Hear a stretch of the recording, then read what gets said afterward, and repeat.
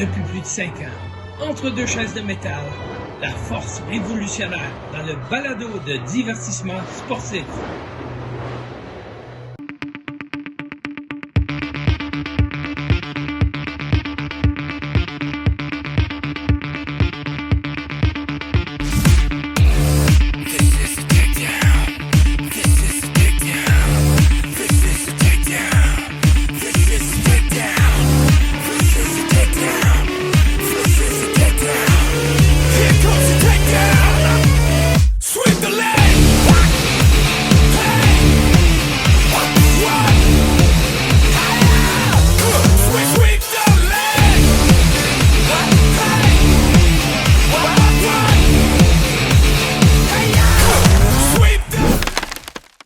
Bienvenue au podcast de choses de métal, le podcast de animé par moi, Marco, et l'encyclopédie de la lutte au Québec, TJ Holiday.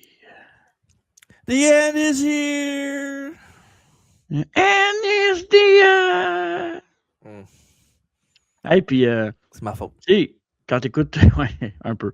Quand t'écoutes WWE sur Netflix, mettons, t'as fini Armageddon 2000, ben, ça te montre un autre Armageddon après, là. Ouais, t'as pas que t'es le mauvais Armageddon au début, toujours? Non.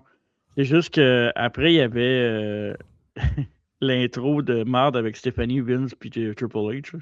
Ah ouais, c'est 99.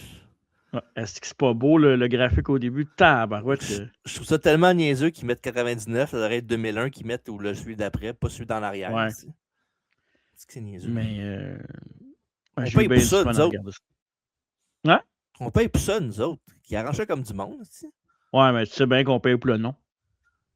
Netflix, ouais. C'est vrai que c'est quand même pas payé, non. Ouais, quand même. Ouais.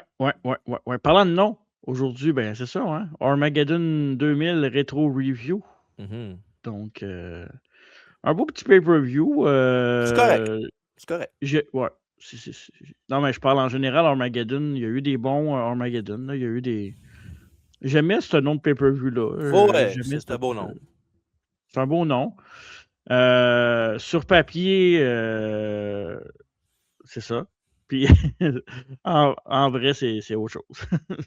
Ah ouais, mais regarde, c'est ça, la lutte. Des fois, c'est pas tout le temps bon quand sur papier, puis des fois, c'est pas bon sur papier, puis c'est super bon. Mais quand on va reparler du Six-Man LNSL là, tantôt, puis j'ai un... Tout le long du j'ai un review, take. tu veux dire? Oui. J'ai un take là-dessus par rapport à la lutte d'aujourd'hui, parce que je me souviens que dans le temps qu'ils ont annoncé ce match-là, là, c'était gros, là. Ouais. C'est 6 gros noms, là. Fait que... Ouais. C'est ça. Mm-hmm. On parlait tout à l'heure. Ouais, je pense pas qu'ils vont le ramener, là, mais bon.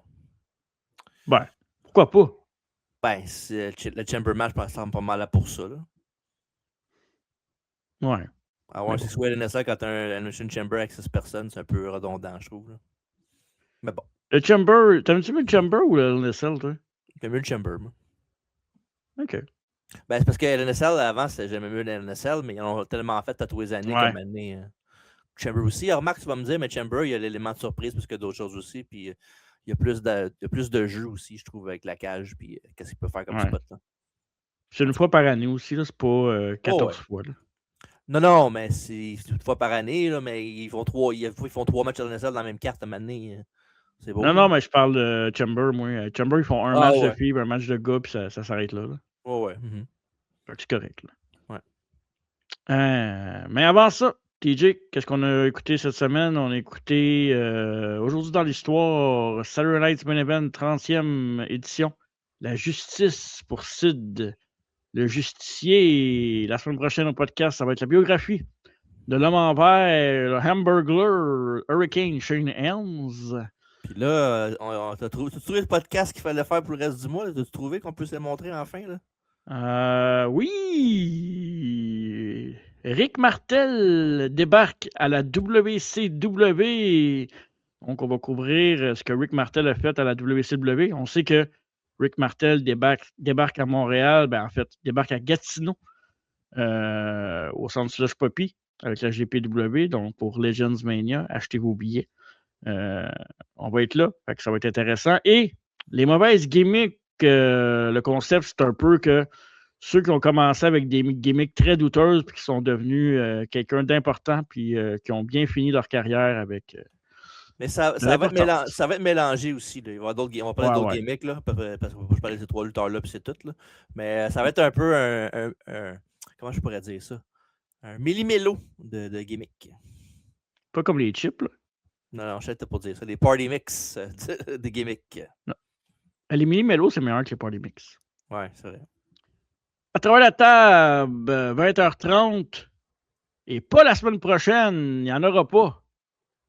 Je t'annonce ça là. On est tanné. Ben, je m'en doutais un peu. Là. Après, ouais. Quand il joue mardi puis il joue jeudi. C'est quelle game jeudi? C'est la game 4 ou la game 5? 5. Peut-être on va peut-être pouvoir la faire, peut-être. Non, mais il n'y en aura pas la semaine prochaine. Il n'y a pas à travers la table la semaine prochaine. Donc, on va se revoir la semaine d'après. On va en faire 3 la semaine d'après. Fait que c'est correct. Comment? On va en faire 3 la semaine d'après. Fait que c'est correct. Non, c'est pas vrai, je viens. Non. Fait que c'est ça. Puis c'est pas mal ça. Faites le tour de ce qu'on a dit. Allez voir notre entrevue avec Chris Tara et London Lightning la semaine passée. C'était très intéressant. Ouais. Puis d'autres choses qui s'en viennent prochainement. Là, donc, on vous tient au courant. Fait qu'on est prêt pour commencer le rétro review de Armageddon 2000. Mais avant. Oh non. Eh bien oui! C'est le segment dans la vraie vie! Le segment! Je vais donner ce que Marco le plus populaire en tout l'événement encore aujourd'hui, qui est Armageddon 2000. Je vais te rappeler la date pour tes ménages, même si en fond ça ne change rien, c'est 2 choix de réponse.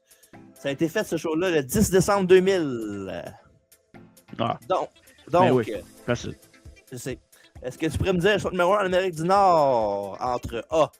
Doesn't Really Matter de Janet Jackson, Music de Madonna ou Independent Woman de Destiny's Child? Music, Mr. People, come together. On va dire Madonna. Tu peux pas y aller contre la Madonna. Oh. Et non, c'était Independent Woman de Destiny's Child, qui est le numéro 1 au palmarès, le 10 décembre 2000. T'es hot en 2000 de Destiny's Child, par exemple. Ben, les trois chansons que j'ai nommées, ça aurait pu pas totalement être le numéro 1. T'es qui la première? Janet Jackson. C'est une d'habitude souvent populaire. Ouais. Chanson numéro 1 au Québec. Est-ce que c'est A. Seul de Garou? B. Mon ange d'Éric Lapointe? Ou C. Quand de Martin Deschamps? Quand je retrouverai mes morceaux de corps. Quand... Non, c'est une joke. Non, ma réponse, c'est Mon ange d'Éric Lapointe. Non? Et non, c'était Seul de Garou. Éric Garou était hot en 2000. Vraiment. Film numéro 1 au box-office.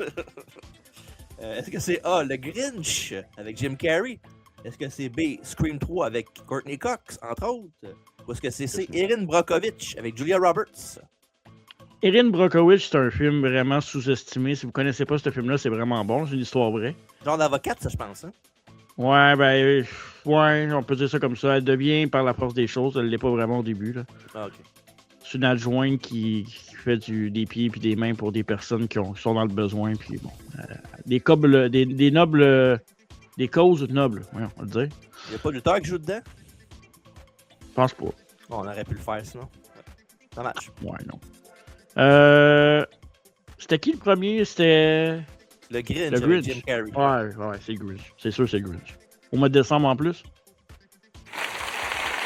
Ouais. Bonne réponse! C'est bien sûr le Grinch avec Jim Carrey. Un bon film de Noël. Un des pires. Ouais, des pires. En 2, il est déjà entre 2. Le 3, c'est vrai. Moi, je suis pas... Jeux vidéo sorti alentour. Est-ce que c'est A. Mario Tennis sur N64?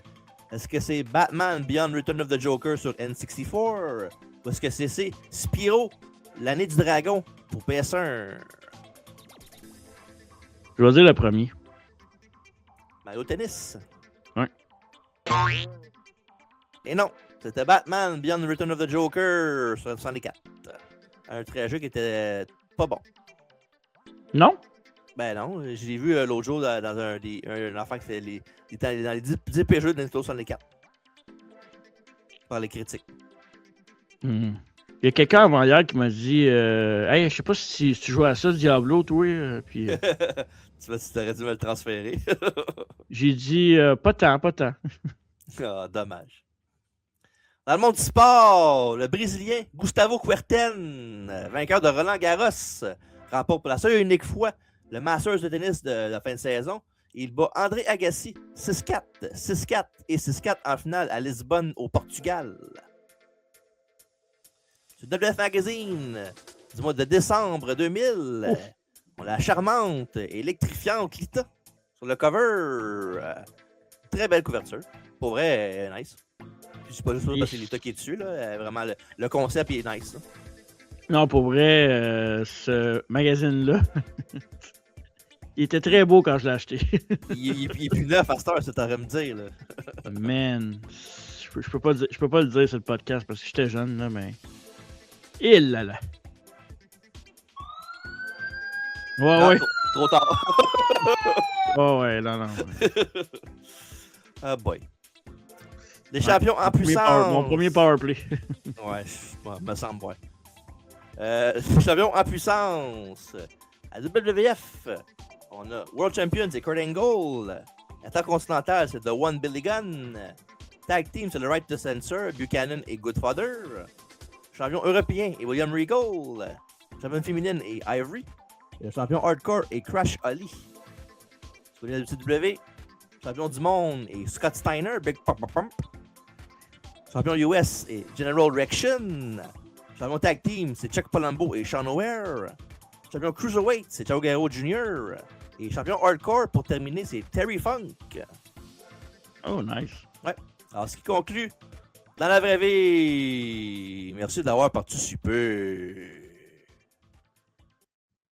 Il me semble que l'année 2000, niveau pay-per-view WWF, là, c'était une bonne année aussi, non? Il me semble qu'il y a eu des bons... Ben, en tout cas, non, pas les pay-per-view, les main events.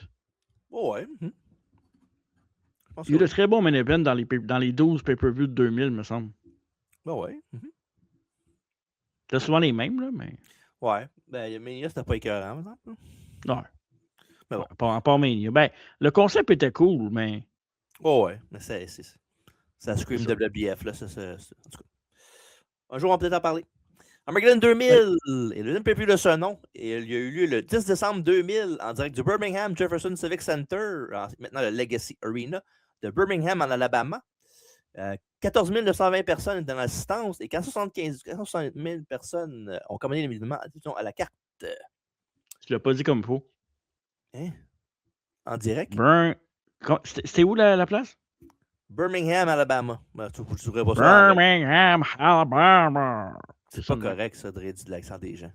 Birmingham, Ça, c'est pas fait. C'était à l'époque le pay-per-view le plus commandé de l'histoire de la compagnie au mois de décembre. Ouais. Et la chanson thème du show est un remake de Sweet Home Alabama de Lynyrd Skynyrd, fait par Jim Johnston in-house. Encore là, tu t'es trompé. Oh, là, je dirais pas toutes les fois, là, quand même, Birmingham, Alabama. Là. Non. C'est qui chantait le remix? Lynyrd Skynyrd. Ouais. Lynyrd qui? Skynyrd, j'ai dit. Non, c'est pas Skinner, c'est Skynyrd, c'est pas la même chose. Lynyrd Skynyrd! Skynyrd! Franchement. Oh là là. Non, Netflix, je regarderai pas le trailer de Backlash demain. Sunday Night Heat, ben, parce que je viens d'avoir pop-up dans mon écran que tu as regardé le trailer de Backlash dans 2 jours. Regarde ça. Donc, il n'y a pas de trailer, je sais qu'est-ce qui se passe aussi. À Sunday Night Heat, Skelly Twatty, accompagné de Grandmaster Sexy, a vaincu D'Lo Brown, qui était élu avec Chaz et Tiger Ali Singh aux abords du ring. Fait que voilà. Et l'intro du gars-là qui dit Armageddon, dit la chanson The End is Here de Jim Johnston, bien sûr, j'y ai parlé un peu tantôt. LNSL est bien sûr à l'avant-plan avec des images d'apocalypse et d'explosion. Puis The End is Here. Après les feux d'artifice, les commentateurs de la soirée sont Jim Ross et Jerry King Lawler qui nous souhaitent la bienvenue. Ensuite de ça, la musique sinistre du LNSL joue et la cage descend tranquillement. Il a dit que tout ça est la faute de Mick Foley, le commissaire. George nous envoie Sunday Night Heat. Mick avait dit lui-même qu'il était gravement blessé de ce combat-là. Il démissionnerait sur le champ de son poste de commissaire après ce soir. On voit une limousine arriver avec Vince McMahon en descendant, avec une canne à la main, avec les Stooges qui l'attendaient, Patterson et Briscoe. Et après, Vince s'appuyait sur sa canne. Il a fait des menaces en disant que la NSL n'aurait pas lieu ce soir. Le Team Extreme fait leur entrée. On a une vidéo package sur les dernières semaines avec Team Malenko et Lita. Malenko avait battu Lita à Raw, ce qui avait forcé Lita à avoir une date avec lui. Puis en ce rendez-vous-là à SmackDown, Matt et Jeff Hardy ont aidé Lita à battre Malenko dans sa chambre d'hôtel. Et puis j'ai vu, on voit dans le vidéo package, tu le vois à la fin, l'attaque qu'ils font, là. Il me semble que c'est beaucoup pareil. Ouais. Il fait un vase à la tête, il pitch dans le mur et il tabasse. Comment, les gars, c'est pas si il a rien fait de mal. Là. Ben oui, quand même. Mais l'idée de Malenko en crooner, c'est malade. Et avec ton cover tantôt de Lita, mais dans ce segment-là, Lita. Attends, c'était son année en 2000. Ouais. Voilà. On va faire ça à Star. On parlera pas, on va juste faire. Mais c'était son année, 2000 était. Oui, il était over as fuck. En 2000. Ouais. Match numéro 1, on est prêts. Les Hardy Boys et Lita contre les Radicals avec Terry Reynolds dans un Intergender Elimination match. Avec l'arbitre du match qui est Jack Down. Fait que voilà. Et les Radicals sont représentés par Malenko, Eddie Guerrero et Perry Saturn. You're welcome. Oui, exactement. Les Radicals ont essayé d'attaquer dès le début, mais l'équipe extrême a réussi à vider les rings. Les Hardys font un double slam à Eddie. Lita est sur le point d'effectuer une prise sur Malenko, mais Eddie s'est fait tirer du ring par Eddie qui est en bas. On pourrait passer à la troisième corde sur Eddie et Malenko avec un plancha. On a dominé Matt avec un coup de tête suivi d'une souplex. Eddie a suivi ça avec un coup de coude sur Matt. Guerrero était projeté dans le coin par Matt qui lui a fait une souplex arrière. Jeff a pris le relais, il a donné des coups de poing aux trois radicaux, ainsi qu'un surpassement sur Latino Heat. Et les fans connaissent le nom de Lita pendant qu'Eddie préparait Jeff sa troisième corde. Il essaie de faire un Wagarana, mais Hardy tient les cordes pour bloquer la manœuvre. Puis Lita est rentré dans le ring, a fait un twist of fate à Eddie pendant que l'arbitre avait le dos tourné. Swanton Bomb de Jeffrey à Eddie pour l'élimination. Fait que donc, Eddie Guerrero est éliminé du match. Hey, c'est fou, pareil que le premier gars éliminé du match, c'est Eddie Guerrero, of all people. Ouais. Mais ça, c'était avant son gros comeback. Là, Jeff a Whisper in the Wind sur Saturn. Les Hardys ont fait leur attaque avec Matt qui attaque à Pat puis Jeff qui saute sur le dos de Matt pour faire un coup dans le coin. Malenko, après ça, ils l'ont réussi sur Dean, mais Saturn lui a renversé ça en attrapant Jeff sur ses épaules pour lui faire un Death Valley Driver pour le compte de 3. Donc, on est rendu à élimination chaque. Jeff Hardy est éliminé du combat. Quel beau Death Valley Driver de Perry Saturn. Ben, Saturn, là, il est bon en tabarnak, pour vrai. Là, les anneaux de Saturn, man, les souplexes qu'il faisait, les variantes de souplexes qu'il faisait, là, c'était incroyable, pour vrai. Il est underrated parce qu'il est bizarre, là, mais sinon, dans In-Ring, bell to bell, il était écœurant. On fait-tu la biographie de Perry Saturn cette année? On a-tu encore de la place? Si je ne me trompe pas, il nous manque un spot, je pense. Est-ce que vous aimeriez ça, avoir une biographie de Perry Saturn? Dites-nous-les. Matt, là, t'as porté un sunset flip à Saturn pour un compte de 2, suivi d'une line. Terry, qui était l'ancienne gérante des Hardy Boys, il y a quelques mois avant ça, a attrapé le pied de Matt. Mettons. Ce qui a permis à Saturn de le frapper avec un super kick. Puis c'est drôle parce que je sais pas si c'est là, ça, je pense que c'était dessus plus tard que ça. Ouais, ça arrive après, je vais regarder plus tantôt, mais peut-être faire quelque chose encore l'affaire de la sirène. On va voir. C'est ça, on a porté une suplex germaine en pont à Matt pour un compte de 2. Puis Hardy va avec sa leg drop de la 2. Matt a sorti Malenko du ring avec Saturn avec Twist of Fate pour l'élimination. Et Perry Saturn est éliminé maintenant, donc on est rendu Matt et Lita contre Malenko. Terry est entré dans le ring en rampant avec une jupe très courte, ce qui fait qu'on l'a tout vu. Puis la foule a popé beaucoup là-dessus. Fait que, puis après ça, elle a giflé Matt Hardy. Tu l'as-tu mis? De quoi? Ah, j'ai pesé ça pour marcher. C'est là que... J'ai pesé dessus, mais ça va marcher. Fait que je pensais que tu l'avais fait. T'as-tu le doigt sur le piton encore? Non, pas encore. Pourquoi?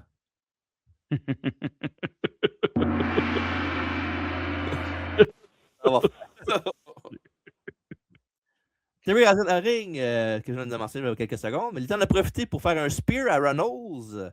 Parce que Malenko a poussé Matt par derrière, puis il est rentré dans Lita qui est tombé en bas du ring. Malenko a ensuite surpris Matt Hardy avec un roll-up pour les épaules de Matt au tapis. Donc on est rendu à 1 contre 1 avec Matt Hardy qui est éliminé du match. Lita a apporté un ciseau tête à Malenko, suivi d'un Victory Roll 1, 2 et non dégagement de Dino. Malenko a chargé, mais Lita lui a donné un coup de pied. Lita a ensuite porté un moonsault sur Dean qui était debout, mais le compte s'est fait arrêter au compte à 2. Lita a enchaîné ça avec un DDT. Puis elle a montré entre une corde, Malenko l'a bloqué. Et il a fait une superplex pour un compte de 2. Je dis un compte de 2 parce que Malenko a relevé la tête de Lita après le compte de 2 pour donner plus de punition à elle, là, parce qu'il est arrivé, puis la foule a hué. Malenko a fait ça à d'autres reprises encore, donc un après un backbreaker. Malenko a appliqué le trèfle à 4 feuilles du Texas. Il était abandonné pour donner la victoire à Malenko et aux autres Radicals. Et après le match, c'est pas fini. Ouais. Parce que Malenko a éjecté Lita du ring. Les Hardy Boys sont ensuite intervenus pour la secourir pendant que Malenko s'en allait. C'est Lita qui était interviewée par Michael Cole. Elle a dit qu'elle était certaine de pouvoir battre Malenko. C'est évidemment, les Hardy Boys l'ont accompagné jusqu'au backstage. Ensuite, t'allais dire quelque chose? Ben, j'allais dire, au moins, Malenko a gagné le match parce que, tu sais, s'il fallait qu'il perde en plus, tu sais, en même temps, Malenko, c'est pas le gars le plus gros non plus. Pas le protéger bien, c'est pas un superstar. Non, je sais, mais c'est quand même un très bon lutteur puis un lutteur stiff, là, fait que dans le sens où il a tellement été mal utilisé à WWF, là, des Malenko, là, que on aurait pu faire de quoi de mieux avec ce gars-là, ça aurait été parfait, là. Puis il est trop petit, pal. Ouais, puis dans un truc de romance, la storyline était quand même pas pire, là, mais... Mais la gimmick de Malenko en genre de gars à femme était cool, là. C'était drôle. Ouais, il fait un peu... Moi, je trouve qu'il a un style Mel Gibson, mais plus petit gabarit. Ouais, là. genre... Avec ses cheveux. Un peu moins fou aussi, je pense. Ouais, c'est ça. Sinon, un opener solide pour commencer le show avec les Hardy Boys, mais surtout Lita qui était super over, puis tout le monde a bien worké dans ce match-là, puis ça n'a pas été super long, mais pour le temps que ça a duré, c'était très bon. T'avais pas quelque chose à te dire à propos, fallait que tu mettes encore une chanson ou c'est déjà dit, là? Ben non. T'as dit qu'il va falloir que je remette le bruit de l'ambulance. La sirène, c'était pour l'affaire de Terry Reynolds avec la jupe courte qu'on a tout vu. Ah! Ouais. Ok, je comprends. Non, moi... Je vais remonter un petit peu. Non, mais ouais. Bon match pour vrai. Tout le monde a fait sa job dans ce combat-là, puis tout le monde était over. Même les heels puis les face. Oui, on sait que les Hardy Boys puis Lita étaient over, mais les Radicals aussi, je pense qu'ils étaient détestés, mais les gens appréciaient leur work ethic, pareil. Oui, absolument. Ta note?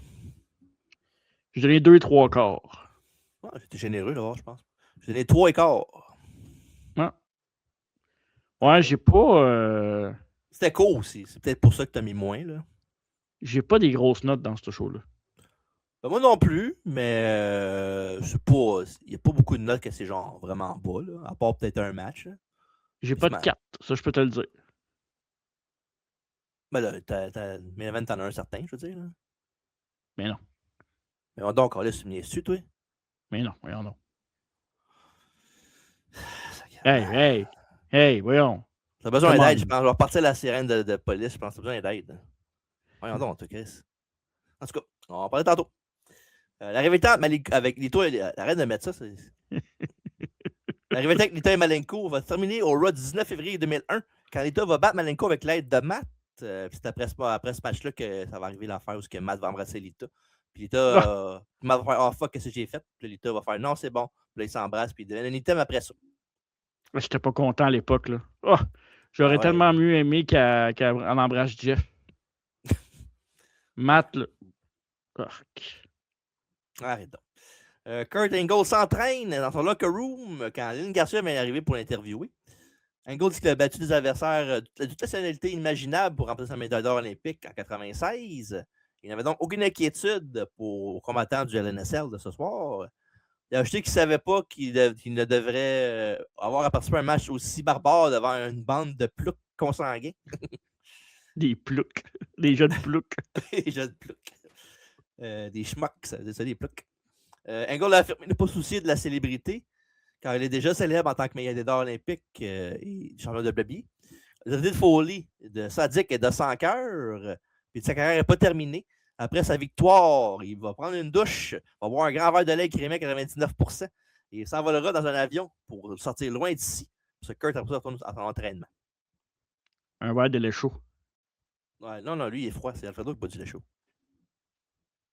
Russell Lawler envoie un moment flashback LNSL avec un de No Way Out 2000 où Foley et Hemsley avec Hunter qui backdrop Mick sur le toit qui défonce, puis Foley fait un trou dans le ring aussi.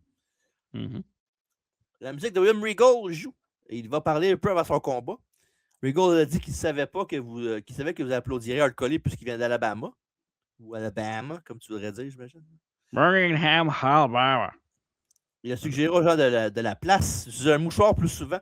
Il a ajouté que porter une salopette était acceptable, mais donc il la laver une fois par semaine minimum. Pour ça, il dit aussi que c'est correct d'adorer les animaux de la ferme, mais de les aimer d'une autre façon était plutôt dégueulasse. Il aurait arrêté de faire ça tout de suite. Il y a un collant assez. Il arrive vers le ring pour le match numéro 2. William Regal contre Hardcore Ali pour le championnat européen avec la bête du match. Ton préféré, Mike Kiki Kiyoda. Yes. C'est un rematch de Survivor Series où Ali avait remporté le match par DQ, donc pas la ceinture. Ali donne un coup de pied à Regal, un coup de coude à Regal qui se réfugie au sol. Et Regal tire Ali hors du ring. Il échange des coups de poing et Regal projette Ali épaule première contre le poteau du ring. De retour dans l'arène, Ali va d'une souplesse arrière, ventre à dos pour 2.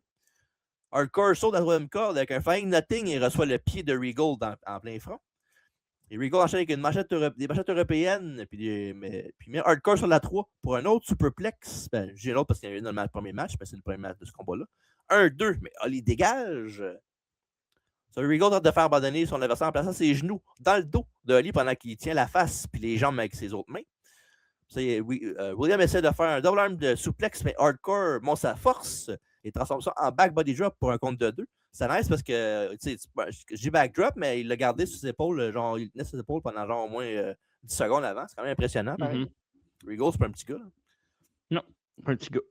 Après ça, Bob fait ses sauts allez, Bob, allez. Picture perfect.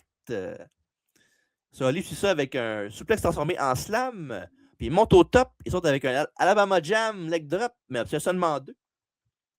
Après ça, Ali tente de sauter pour au Garana, mais Regal a bloqué ça avec une bombe puissante. Ça, William a enchaîné avec un STF, mais Bob était déjà dans les câbles. Regal tente un brise-nuque, mais Ali le frappe à la tête avec son avant-bras gauche et Regal est sonné.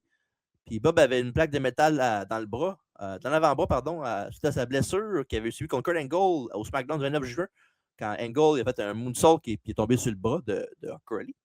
Ouais. Pendant que l'arbitre avait le dos tourné à checker Regal, Raven arrive sur le ring et fait son DDT à Holly. So, Regal met son bras sur Hardcore pour garder son titre européen après une victoire. Seulement 5 minutes en plus, le match. Il y a quand même eu beaucoup de stock pour 5 minutes, je trouve. Moi, mon review du match, pour le temps qu'il y avait, c'était pas pire pantoute. Ouais, pour vrai, ils ont fait le meilleur avec ce qu'ils pouvaient. Puis, tu sais, c'est pas les deux. Ben, surtout Regal, c'est pas le gars plus crisp pour faire des bumps. Mais non, pour vrai, c'est un 5 minutes. Tu sais, comme diraient les jeunes aujourd'hui, c'est vite. Puis, c'est facile à consommer. Tu peux être sur la balle, puis tu consommes ce match-là, puis t'es content. Je te dirais une affaire là-dessus. Yo les jeunes! Et voilà. J'ai donné à ce match-là 2,5. Hey, j'ai donné la même chose. 2,5. Yes, sir! Ben correct. Holly va feuder avec Raven, après ça, mais rien de majeur. Et la règne de Regal va durer jusqu'au Raw du 22 janvier, quand elle va perdre sa ceinture contre Test. Après ça, on nous montre qu'au Gorm Show de SmackDown 3 jours plus tôt, Kurt Angle a frappé Ricochet avec la belt pour montrer qu'il n'y a pas d'alliance entre Angle et Becky. Interview time avec Kevin Kelly et Ricochet, justement. Kelly demandait à Ricochet si Triple H allait se tourner contre lui ce soir, comme Kurt a fait à SmackDown 3 jours avant. Ricochet a déclaré qu'il allait sacrifié son corps, son esprit et son âme pour avoir une chance de remporter le titre. Il a ajouté que n'importe qui essaierait de l'empêcher de devenir champion de la WWE découvrirait ce qu'il est prêt à sacrifier. Puis Ricochet a affirmé qu'il les sacrifierait tous, sans exception. Beaucoup de sacrifices, Ricochet, dans sa peau. Ben, sur Armageddon, il y a du feu, il y a l'étoile de feu, sacrifice, concept. Mon petit sacrifice. Match numéro 3.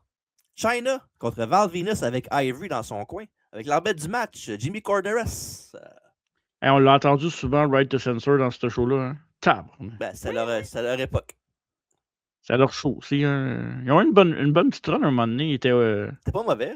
Pour un team de Hill, il était pas mauvais. Ben, à la base, c'est des pas payés lutteurs. Je sais que Val Venis ne fait pas l'unanimité sur les réseaux sociaux, c'est ainsi. Là, mais... Oh, ouais, mais regarde. Grâce à lui, hein, que c'est arrivé tout ça. Là. Oh, ouais, la Era, oui, c'est à cause de lui qu'il y avait 6 millions de personnes qui regardaient la TV. Là. Voilà. Pas Stone Cold, pas The Rock, pas Mankind, pas Undertaker, pas Kane, pas Lee McMahon. Non, c'est Val Venis. Exact. Le Big Ballboski. Gang d'inculte. Ils ont diffusé une reprise de Raw lundi dernier où Val Venis a porté une corde à linge à Chyna. Pas le des commentateurs, puis Ivy a attaqué Chyna avec des coups de pied. Des coups de poing, pardon. Avant le match, Chyna a attaqué Val dans l'allée.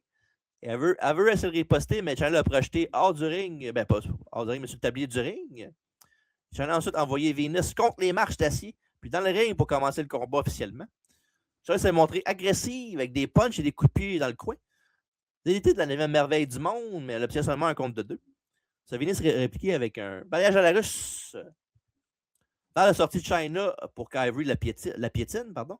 De retour dans l'arène, Chyna a reçu une souplesse avec les 2 bras barrés de Val pour 2. Ça vient s'enchaîner avec un body slam, mais Chyna s'est tassé une descente du coude de ce dernier. Chyna est revenu après ça avec un surpassement et un brise-nuque.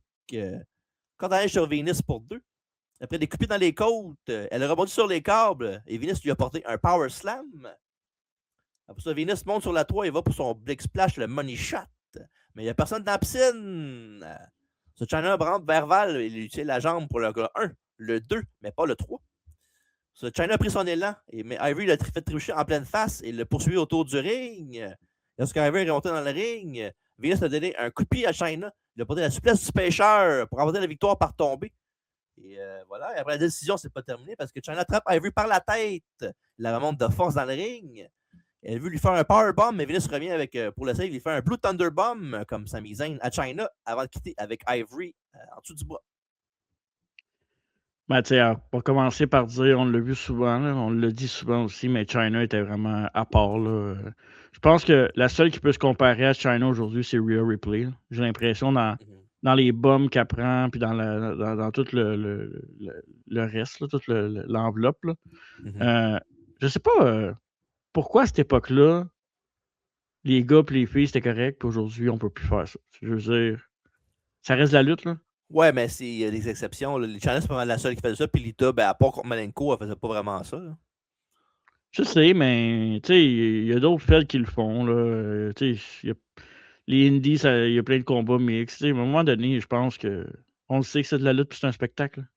Ouais, je sais, mais regarde. C'est pas pire que n'importe quoi d'autre qui monte là, sur Internet. Non. Absolument. Bref, puis tu sais, Chyna est quand même. Elle a une certaine présence, mais Venus à côté d'elle, il est big en maudit. Là. Ouais, c'est sûr. C'est un gros bonhomme. Ouais. Puis ben, c'est un peu la transition pour amener Chyna dans la division féminine parce que pour la faire dominer après la division féminine parce que tu sais, l'autre côté. Pendant 2 mois, genre. Ouais, puis qu'elle était pognée un peu parce que si ça se battait juste contre des hommes, à un moment donné, il fallait que tu les fasses gagner plus que qu'est-ce qu'elle avait déjà gagné. Elle était pognée là-dedans. Ce match-là était passé à Bad Best, là, à part ça, sinon. Mais Chyna, même, tu viens de parler comme quoi il n'y a pas beaucoup de monde qui la cote comme Ripley, mettons, aujourd'hui. Mais à part ses grandes contributions, c'est une légende pour ça. Mais dans le ring, c'est pas une grande lutteuse. Là. C'est genre. Elle est moyenne. Là, ça prend vraiment le bon opposant pour que ça fasse de quoi de bon avec elle. Là. Ben, Jericho a fait de quoi de bon avec elle, mais c'est Jericho. Là, je trouve qu'elle a été moyenne quand on a commencé à vouloir la mettre dans la division féminine. Peut-être. Je trouvais qu'elle a. Ben, c'est vrai que dans ce temps-là, la division féminine était tellement pas forte que quand elle se battait contre une femme, ben, ça lui donnait comme un downgrade un peu parce qu'elle était trop. Elle était ailleurs dans sa lutte. Là, fait que... Puis Valvin, c'est pas assez bon, je pense, pour sortir de quoi de très fort avec elle. Là. Comme j'ai dit tantôt, ça prend vraiment quelqu'un de bon pour faire de quoi de pas pire avec. Puis je pense pas que Venus, même s'il est correct, là, il est pas mauvais, là, je pense pas que ce soit un miracle worker pour ça. Là, fait que... Pas été long le match, 4,59, à peu près la même chose que l'autre. Je donne 2. Moi aussi. C'est dur, les matchs quand ils sont pas longs, c'est dur de donner des grosses notes. Ouais. Mais en même temps, c'est pas dégueulasse non plus, ça se regarde bien. C'est pas long, c'est un bon match de Raw, mettons. Ça avance une storyline. C'est ça. Ivory va battre Chyna au Rumble après qu'il fasse un angle de blessure avec Chyna qui a fait son springboard elbow là, quand elle a fait la petite roulade. Elle était blessée au cou. Fait que voilà. Puis elle est revenue à WrestleMania X7 pour vaincre Ivory. Elle est devenue championne féminine de la première et la dernière fois. Puis rien à signer pour Venus qui va être dans le groupe de Right to Censor jusqu'à la fin du groupe au mois d'avril 2001. Puis après ça, il va faire pas grand-chose jusqu'à temps qu'il soit repackagé. Kevin a genre Judgment Day 2003, genre. Puis après ça, il était avec Bischoff après ça, puis il s'appelait Chief Morley. C'était cool, faire même un Chief Morley. Ouais. On donne un autre flashback de No Way Out 2000 avec Foley qui frappe Hunter avec son 2x4 en barbelé puis en feu. Dans les coulisses, on voyait Stephanie McMahon parler à son père Vince qui disait qu'elle souffrait physiquement et moralement. Vince a précisé qu'il ne voulait pas parler de son divorce. Stephanie a confié qu'il n'était pas là pour ça et qu'il était juste inquiète pour Triple H. Il a expliqué qu'il pouvait à peine marcher après l'NSL après No Way Out contre Foley. Puis elle a avoué avoir peur. Puis Vince s'est plaint de Foley. Puis il a dit qu'elle allait mettre fin à tout ça immédiatement. C'est vrai, c'était la même année en plus, hein? Oui, c'est au mois de février. Ouais, c'est fou. Ouais. Plus tôt dans la journée, Kevin Kelly a interviewé l'Undertaker dans le ring. Taker a dit que l'heure des comptes a sonné. Il a confirmé avoir des visions de ce qu'il avait fait à des hommes dans cette cage. Je sais que même cette cage, ça l'effrayait, quand elle réveillait en lui quelque chose plus animal qu'humain. Puis évoquer l'envie de irrésistible de broyer le visage d'un homme contre l'acier, jusqu'à temps qu'il ne reste que du sang. Puis raconter qu'il avait envoyé Shawn Michaels dans la cage, puis il a vu saigner abondamment. Puis que plus qu'il saignait, plus qu'il voulait qu'il saigne encore. Pendant qu'il dit ça, on voit la séquence de ça, puis ça nous ramène genre en fondu à l'entrevue. C'était bien fait. Voilà. L'Undertaker a expliqué qu'il ne voulait pas plus se pencher pour aider Shawn à se relever lorsqu'il était au bord de la cage, qui a causé la chute de ce dernier, spectaculaire sur la table en bas.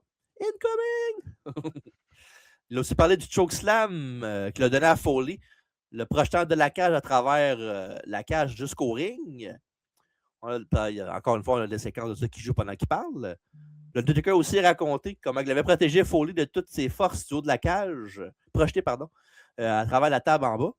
Il a ajouté que le plus effrayant là-dedans, c'est qu'il avait aimé ça, tout en précisant que c'est à ce moment-là qu'il avait rendu Mick Foley célèbre, qui avait continué la notoriété encore plus grande de Shawn Michaels.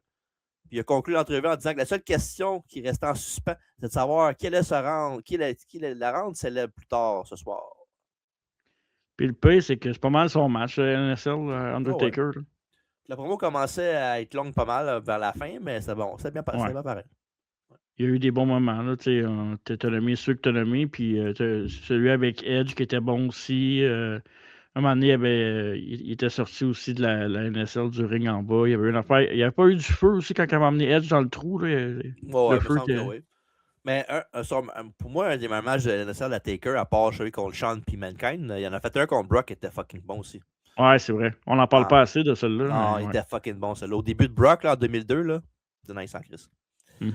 Il était Big Evil dans ce temps-là. Hein? Oui, c'était l'angle où Taker Sarah était enceinte dans ce temps-là, puis Eamon et Brock l'avaient mis il l'avait collé dans le mur, puis il était en tabarnak, puis c'était bon.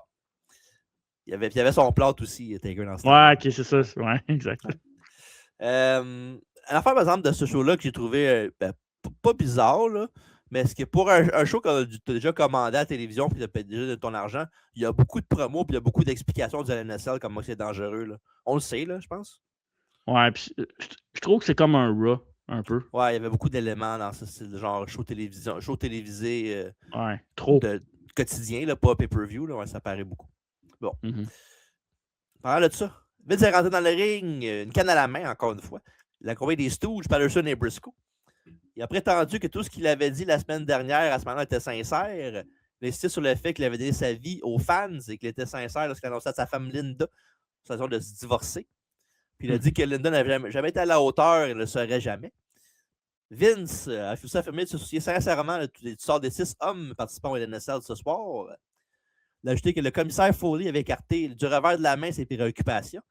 Vince a dit qu'il parlait avec le cœur, non pas en tant que Vince McMahon, propriétaire de WBF Entertainment, ni en tant que milliardaire, mais seulement en tant qu'humanitaire, compatissant et bienveillant. Oui, c'est ça. Il nous a appelé à se joindre à lui pour empêcher le commissaire Foley d'organiser ce combat-là ce soir. Vince voulait qu'on soit ouvert, qu'on se mobilise et qu'on montre notre soutien et qu'on envoie un message à Foley. Vince a demandé aux fans de réfléchir aux conséquences de ce match LNSL. Il a donné 5 secondes de silence qui a causé des huées dans la foule. Puis Vince voulait que le public se lève pour sauver la cause, sa cause à lui pour la LNSL. Damn it! I said get up! Peu de temps sont levés, mais il y a une couple qui l'ont fait pareil.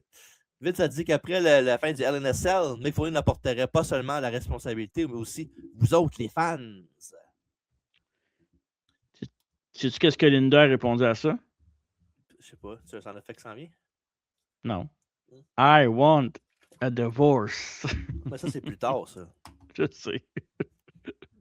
Mr. McMahon. Bon, on va commencer. Le prochain montage vidéo diffusé retraçait la rivalité entre Chris Jericho et Kane, qui a débuté par un incident où Jericho il parlait à quelqu'un backstage, puis il s'est retourné, puis il a comme renversé son café par accident sur Kane qui était devant lui. Puis évidemment, ça a rappelé des souvenirs à Kane qui était brûlé, je vous le rappelle. Même s'il ne l'a pas vraiment été. Bref. Non, en bout de ligne, non. C'est juste des séquences. C'est juste des séquelles dans sa tête. Tu sais pas, il disait qu'il avait la face défigurée, puis quand il avait son masque, il était pareil comme d'habitude. Genre. Ben, il était pas très beau, là, mais. Ben non, il était pas beau, mais c'est pas une raison de feu, c'est juste qu'il était pas beau de nature, c'est tout. Là. Mais pourquoi il avait la face noire quand il enlevait son masque? C'était pas brûlé? Ben, c'était juste pour les trous de son masque. Ah, ok. C'était du make-up. T'as pas remarqué la semaine d'après, il n'y avait plus de make-up, il y avait juste son œil bizarre. En tout cas, Jericho a dit qu'il avait un monstre amer et pitoyable, mais que ce n'est pas Kane, c'est lui. Sur la vidéo montrait des extraits de raffrontements sur le ring avec des armes, mais c'est qu'il y a des bagarres en coulisses. Match numéro 4. Kane contre Chris Jericho dans le Last Man Standing avec l'arbitre du match, Teddy Long. Kane a croisé Jericho dans l'allée. Ils ont immédiatement commencé à se battre. Kane a frappé Jericho, le faisant passer par le rideau et se battre à l'arrière. L'action aurait pu dans les coulisses. Kane a essayé une attaque à l'appel, mais Jericho l'a évité. Il s'en prend ensuite à Median qui était dans le chemin. Il y avait deux gars dans un camion avec du foin dedans. C'est weird, hein? Kane Jericho à la reine. C'est un. Je juste sais. pour le montrer pour plus tard. Là. I know, mais tu n'aurais pas dû faire ça. Pourquoi? Non. On en parlait tantôt, je pense que j'en parle dans mon texte. Voilà. Excusez. Non, mais moi, je l'aurais pas annoncé, je l'aurais pas dit. Là. Non? Je serais arrivé avec, puis c'est tout. Là. Ah. Non. Okay. L'affaire qu'il avait faite, c'est correct. Je veux dire juste que je ne l'aurais pas annoncé avant. Ouais, ça. Mais bon. Jericho a approché Kane contre la barricade en se dirigeant vers le ring, mais puis il a poussé contre le poteau. So, Y2J a ensuite envoyé Kane dans les marches. De retour dans le ring, Jericho a porté un coup de coude de la troisième corde. Jericho a enchaîné ça avec une corde à linge qui a envoyé Kane par-dessus la troisième corde aussi. Kane a rattrapé Jericho au sol, puis l'a projeté dos à dos contre le poteau en acier. Kane a infligé un power slam à Jericho au sol, puis l'a projeté contre les marches à côté. Kane a porté un brise d'eau dans le ring, puis a violemment projeté Jericho dans le coin. Kane a étiré Jericho sur le dos, un peu comme un Gory Special, mais dans la tête de Y2J. Jericho a fini par pass out, mais s'est relevé après un compte de 7. Jericho a tenté de faire un spinning heel kick, mais Kane l'a contré avec un slam. Par contre, il manque un descente du coude et c'est Y2J qui l'a fait tomber avec un coup de pied rouet. Jericho a tenté un Lion Salt, mais Kane a bloqué ça avec ses genoux. La Big Red Machine a ensuite sauté du haut du ring avec une corde à linge de sa marque de commerce. Kane a ensuite porté un choke slam pour le dévastateur au centre du ring. Mais malheureusement pour lui, Jericho s'est relevé au compte de 9. Fou furieux, Kane a pris une chaise au bord du ring, puis il a frappé Jericho sur les côtes, puis il a donné un violent coup de chaise dans le bas du dos à Y2J. Kane veut faire un tombstone, mais Jericho s'en dégage et il fait un low blow sur le DDT. Jericho frappe Kane avec la chaise à la tête. Jericho enchaîne ça avec un coup d'avant-bras en pleine course, puis monte la troisième corde et fait un dropkick du type missile sur la grande machine rouge. Jericho il va ensuite d'un bulldog. Jericho après ça, pose la chaise sur la poitrine de Kane et fait son Lion Salt dessus. Les deux hommes sont au sol, mais se relèvent avant le compte de 10. Kane fait un press slam sur Jericho par-dessus la 3. Kane et Jericho quitte le ring et se dirige vers la partie droite du décor où sont empilées des voitures et des barils. Des vieilles voitures. Kane est monté sur une chaise, une caisse de matériel. Il a tenté un chokeslam, mais Jericho l'a contré avec un bulldog à travers la table. Puis je ne sais pas si tu as remarqué, mais il y a comme un edit entre les deux. Là. Non, je ne suis pas remarqué. Parce qu'il fait le bulldog, puis ensuite tu vois le bump, mais ils ne sont pas placés pareil comme il a sauté. Il saute d'un côté de même, après ça, quand il mange le bump, ils sont de travers d'une autre façon. Fait que je pense que la version Netflix, je pense que c'est c'est pas la version live, puis il l'enregistre sur home video pour que ça soit plus beau, parce que tu vois que le bump, il ne matche pas avec comment ils ont sauté de la table. Je n'ai même pas remarqué ça. Wow. C'est vite, là. C'est vite. C'est niché. Non, tu le vois quand ça arrive, c'est juste qu'il faut que tu sois vigilant. Jericho s'est approché d'une pile de barils d'environ 3 mètres d'eau. Et Jericho a poussé les barils. Ils sont tombés sur Kane. Ça se voyait que Kane n'avait pas vraiment les barils dessus parce que il y avait genre ça d'espace entre les barils et Kane, genre. Là. Correct. Il faut faire attention à Kane. Ouais. Pendant le compte du ref, on a vu Kane comme un film d'horreur sortir la main des barils. Puis Jericho l'a juste kické puis il a arrêté. Puis sur le compte de 10, c'est Y2J qui est le vainqueur du Last Man Standing. Le match était un peu long, mais c'est un Last Man Standing aussi. Là, puis les matchs avant étaient courts, fait que c'est correct. Puis c'était pas mal les deux plus grosses stars qu'on a eu à date là, dans le show. Tu n'avais pas eu de big name à date dans le show. Fait que... À part les Hardys, puis les top, mettons. Ouais. Mais tu sais, à ton single. Là. Oh, ouais. Puis tu sais, non, pour un match de Kane, c'était quand même bon. J'ai trouvé qu'il y a eu des beaux spots dans le match, malgré tout, honnêtement. Ouais. Pas mal le meilleur match à date, selon moi. Qu'est-ce que t'en penses? Pour un Last Man Standing, c'est pas mal dull, j'ai trouvé. Là. Je sais pas. Pour vrai? Ouais.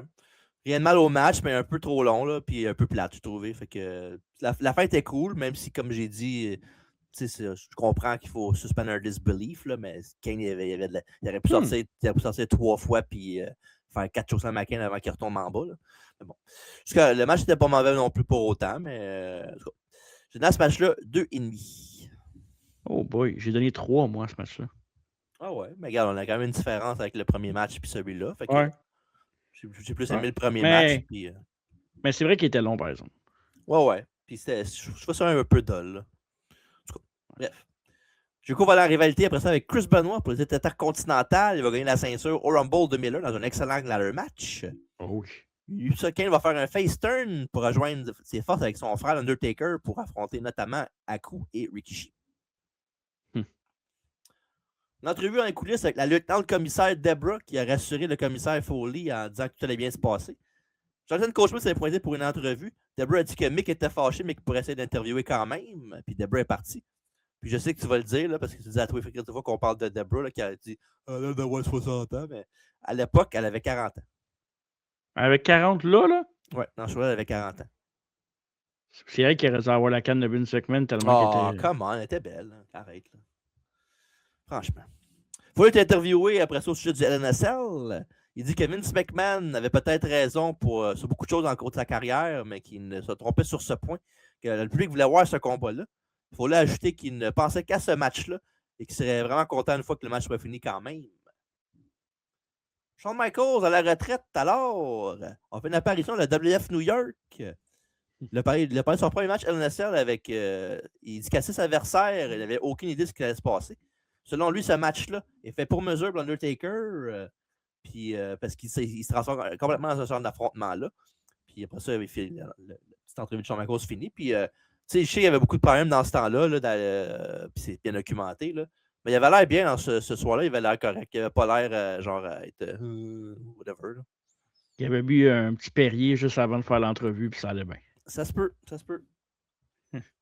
Du footage de King of the Ring 98 ont été diffusés, notamment celle où Taker a infligé un chokeslam avec Foley sur les punaises à l'intérieur du ring. Après avoir montré quelques joueurs de la XFL, plus présentement les Bulls de Birmingham, on est entré pour le match numéro 5. Right to Censor avec Steven Richards contre les Dudley Boys, contre K-Quick et Road Dogg, contre Edge and Christian dans un Fatal 4-Way pour les championnats par équipe avec l'arbitre du match, Mike Kiyoda. Je disais que Shawn Michaels avait l'air bien de WF New York, check Road Dogg là-dessus, il n'a pas l'air bien, cette photo-là. Là. Ouais, mais je vais en parler tantôt, là, mais oui, en effet. On nous a montré ce qui s'est passé à SmackDown le dernier. Quand les Dudley Boys ont potentiellement aller dans le Right to Censor, même habillés comme eux autres. Mais c'était un piège. Puis on fait un powerbomb à Richard à travers une table. Le RTC a porté un double slam à Devon dès le début. Et Dudley a riposté avec un coup de coude en sautant. Puis Bull lui a donné un coup de pied au visage. Le Godfather, après ça, a fait la même chose, suivi d'un splash dans le coin, qu'il appelait le O-Train avant. Bubba était revenu pour sauver son partenaire avec une corde à linge. Doug a tagué Devon pour donner l'homme légal et Godfather a semé Road Dogg d'un seul coup de poing. Edge a touché le Godfather pour donner légal. Edge et Christian s'en ont pris pour cible Doug et Bubba. Dans un beau spot, Bubba imite les punches du Road Dogg pendant qu'ils sont un côté de l'autre, puis ils font les punches un côté de l'autre. Puis maintenant, Road Dogg, à la fin des punches, il sort et fait What the fuck, qu'est-ce que tu fais? Puis les deux se rentrent dedans avec un punch, puis ils font un double down. Je trouvais ça cool. Beau petit spot. Ouais. Puis évidemment, Edge et Christian essaient de piner les deux en même temps avec ça, puis ça n'a pas marché. Quick a pris le relais avec un gros hip toss, suivi d'un double team elbow drop avec son partner sur Edge. C'est Quick a réalisé un calf kick pour faire un kip-up suivi d'un sauter dans les airs pour faire une split en tombant. Il est quand même impressionnant. Christian qui était sur le tablier a tordu le bras de Quick pour que Edge lui donne un coup de pied à l'épaule. Après ça, Christian a envoyé Quick dans le coin du ring. Et l'équipe canadienne a travaillé le bras de Quick pendant quelques secondes, suivi du bon père et du taureau Buchanan qui font la même chose. Éventuellement, Edge a sauté du coin sans succès, puis Quick l'a contré avec un neckbreaker. Doug a été tiré du tablier par Christian après avoir clairement vu Road Dogg caller le spot à Christian à TV, là, parce qu'il fait un gros plan sur Road Dogg, puis ouais, Christian, c'est le temps. Et Bubba a pris le relais. Dudley est une maison de feu avec un stun gun sur Edge sur la 3 et un backdrop sur Christian. Il a continué ça avec un écrasement de trottoir sur Edge puis 2 clotheslines sur les 2 membres du RTC. Les 8 tueurs sont restés dans le ring quelques instants à se battre. Puis Godfather et Bull ont été sortis du ring. Quick a tenté un plongeon à l'extérieur, mais Godfather l'a attrapé. Il l'a contré avec un shoulder breaker. Ce Road Dogg a sauté du tablier du ring avec une double corde à linge jusqu'au sol sur les membres du groupe. Le leader Richards a donné un super kick au chien de route. Ce Bubba a préparé Edge pour le What's Up Drop et c'est réussi. Et les fans étaient en délire sur ce moment-là. Ils ont explosé quand Bubba a demandé à Devon de chercher les tables en bas. Les Dudley sont rentrés dans le RTC avec la table. Ils ont porté un Doomsday Device comme les Road Warriors à Edge pour un compte de 2 quand Christian a enlevé Bubba de Edge.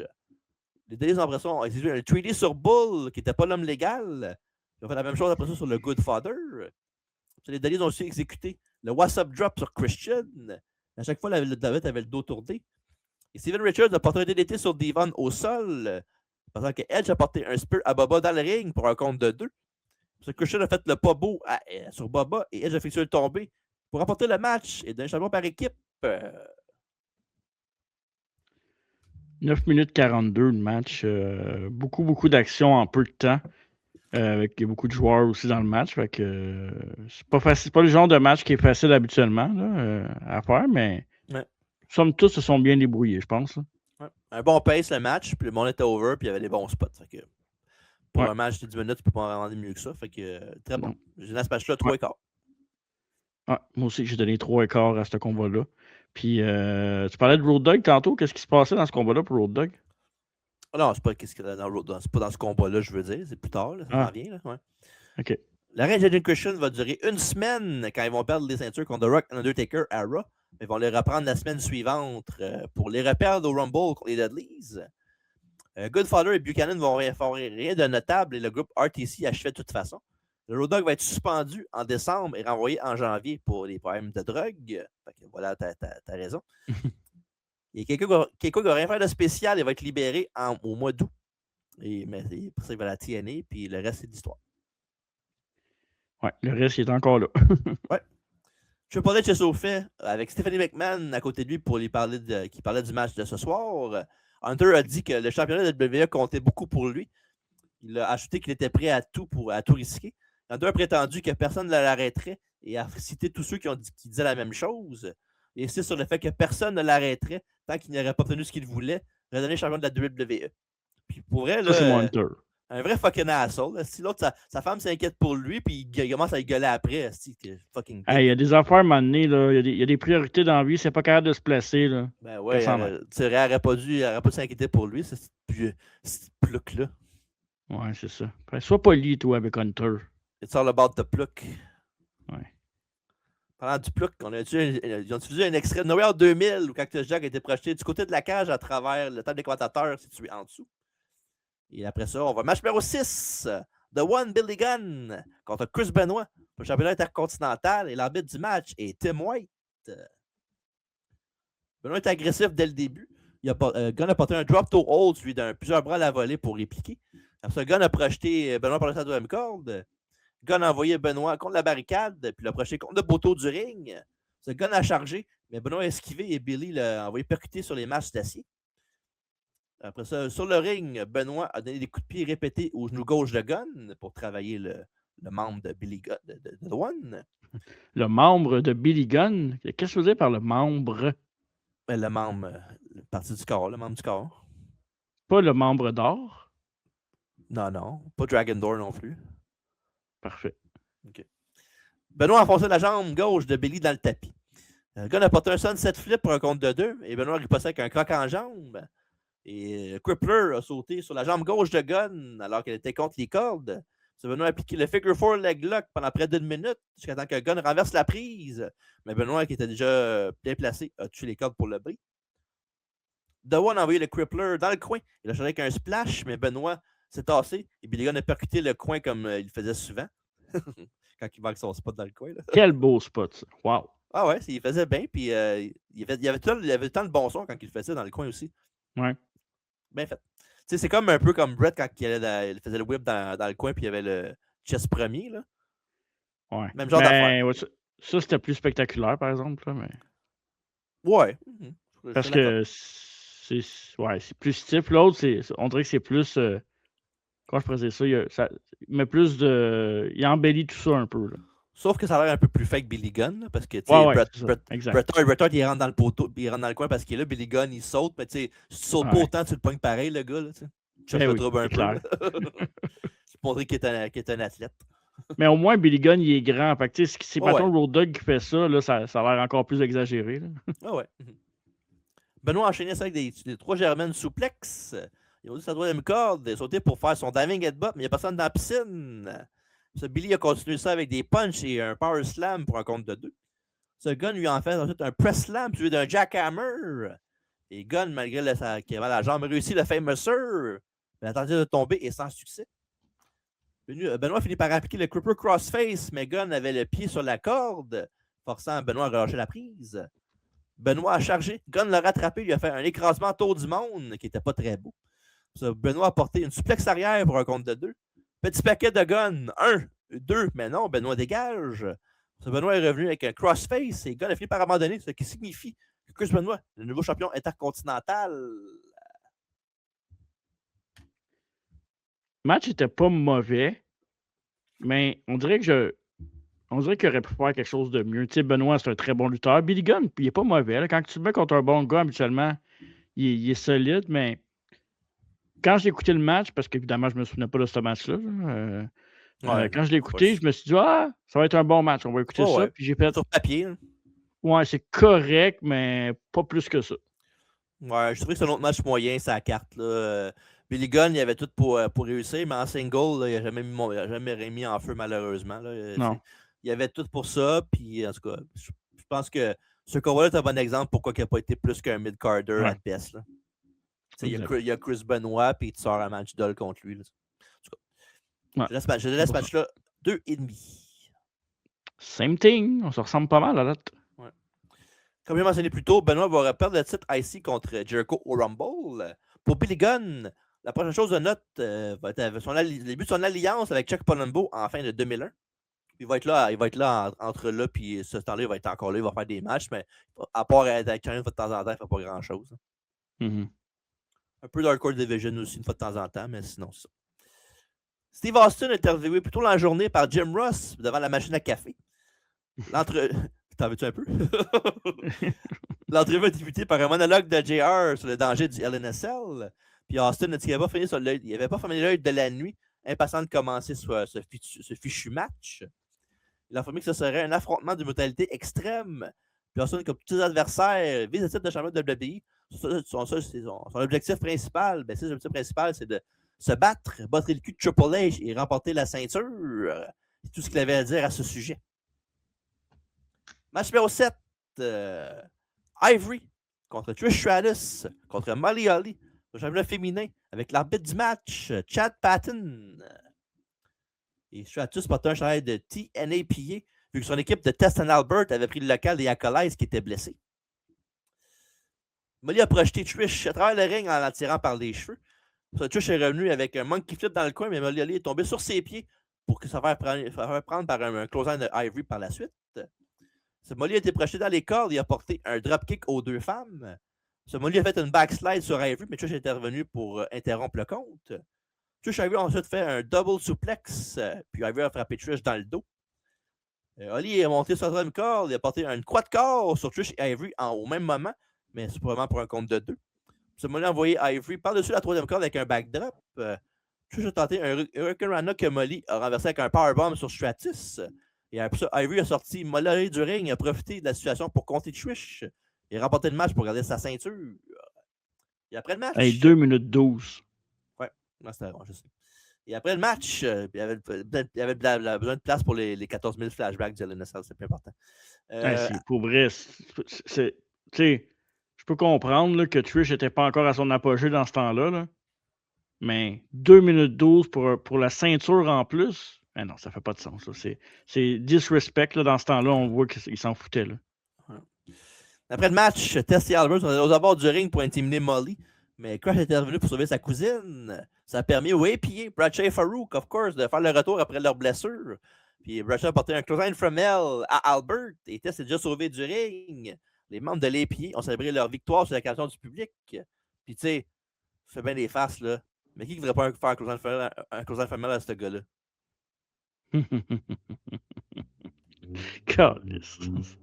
Ça n'a pas de sens.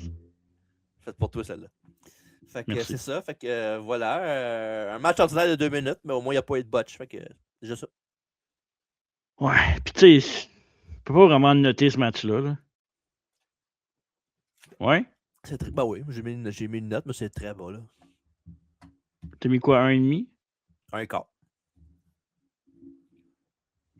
Mettre 1,5. Je l'avais pas noté, mais on va mettre 1,5. Ouais, c'est bien correct. Tu sais, je veux dire 2 minutes 12, là, pour vrai, là. C'est moins qu'un match de speed. Ouais, je sais. Mais ça dépend. Des fois, les matchs de speed finissent plus de bonne heure. J'en ai vu des matchs de 2 minutes 12 il n'y a pas longtemps, puis je peux te dire que c'était pas très beau. Non, mais là, je sais bien, mais qu'est-ce que je dis? C'est ça. Fait que voilà, ben c'est ça. 1,4. Ivory va rester champion jusqu'à Mania pendant la belt contre China, comme j'ai mentionné plus tôt. La prochaine grosse chose que Molly Holly va faire, va une relation amoureuse avec Spike Dudley. Puis pendant la relation amoureuse, ben, Trish aussi va en avoir une dans les prochaines semaines avec M. McMahon. Il aimait ça, hein, les affaires. Il aimait ça, faire des affaires. C'est le boss, il va se booker des belles petites chicks avec lui. Non, mais je parle pas de lui en général. Il y a beaucoup d'histoires d'amour là, dans ce temps-là avec le monde. Là. Ah oui, mais c'est là-dessus d'Era. Ouais, mettons. On va montrer des séquences de King of the Ring 98, là, que Taker a projeté Mankind du haut de la cage de NSL, que vous avez sûrement vu une couple de reprises chaque minimum. J'ai jamais vu ça de ma vie. Ouais, je te le montrerai plus tard. Fait que c'est ça, puis pour vrai, pas mal. Là, les flashbacks, là. Ouais, mais c'est pas mal le spot que ce monde rappelle le plus l'histoire de la NSL, c'est bien ça. The Rock a été interviewé en coulisses par Kevin Kelly, qui lui demandait s'il était prêt. Pour enflammer le public de Birmingham, The Rock a fait son fameux Finally. Il a dit que s'il devait saigner toutes les parts de sa peau pour devenir champion de la WWE, il le ferait. Il a acheté qu'il ne savait pas qu'il verrait sa carrière s'arrêter et qu'il deviendrait célèbre. Il a prétendu qu'il suerait, qu'il saignerait et qu'il battrait des culs.